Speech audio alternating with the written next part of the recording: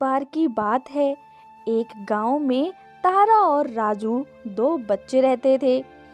वे दोनों एक ही स्कूल में पढ़ते थे और वे दोनों बहुत अच्छे दोस्त भी थे। एक दिन स्कूल में छुट्टी होने के कारण दोनों दोस्त एक जंगल में गए घूमने के लिए। तारा बहुत डरपोक था, वह तो जंगल में जाने से डर रहा था। तारा ने राजू से कहा, मुझे बहुत डर लग रहा है, मैं जंगल की ओर अंदर नहीं जाऊंगा।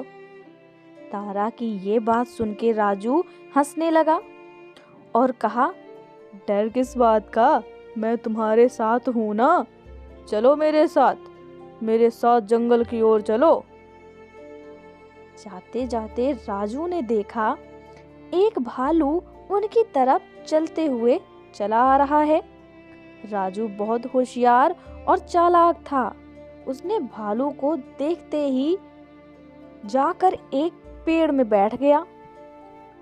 तारा ने राजू को कहा, मुझे भी ले चलो, मुझे बहुत डर लगता है।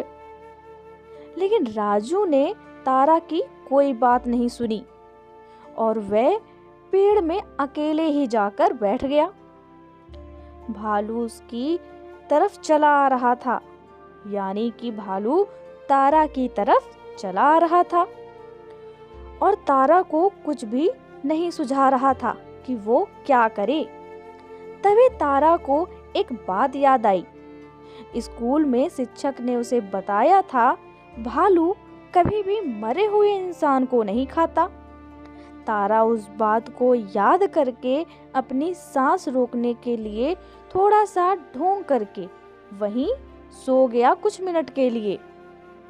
राजू पेड़ में से छुपकर तारा को देख रहा था।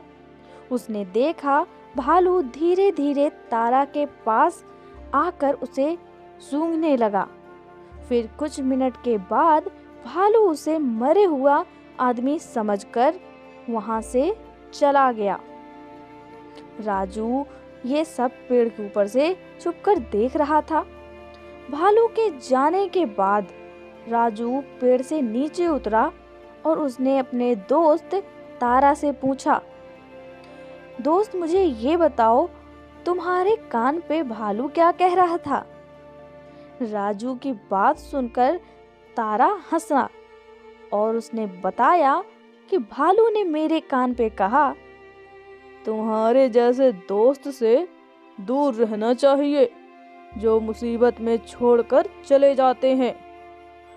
यह कहकर भालू मुझसे दूर चला गया। ये बात राजू सुनकर शर्मिंदा हुआ और तारा ये बात कहकर अपने घर चला गया। सच्चा दोस्त वही है जो मुसीबत में काम आए। वे दोस्त नहीं जो बातें तो बड़ी बड़ी करते हैं लेकिन समय आने पर कभी साथ नहीं देते। तो आपको अगर ये कहानी अच्छी लगी हो तो लाइक शेयर सब्सक्राइब करना बिल्कुल मत भूलिएगा।